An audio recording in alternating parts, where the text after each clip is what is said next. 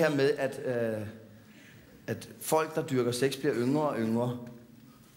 Og det er da klart, at når vi lever i en verden, der har så mange muligheder indbygget, så er det jo klart, at selvfølgelig vil folk blive yngre og yngre, inden de vælger at kaste sig ud i alle de her muligheder. Fordi de tænker, jeg skal nå det hele.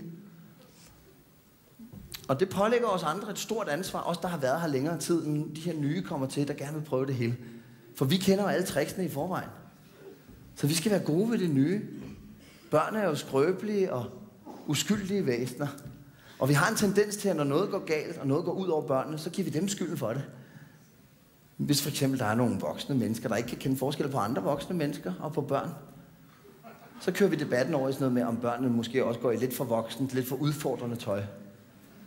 Det tror jeg ikke. Ikke så længe der står ekstra smål i nakken. Nej, det tror jeg ikke. Jeg tror ikke, det er det. Nej, men det er jo forvirrende, der står Playboy henover her. Nå, ja, og der er makrelsalat i hele 5'eren på hende. Det er meget nemt. Det er faktisk meget nemt.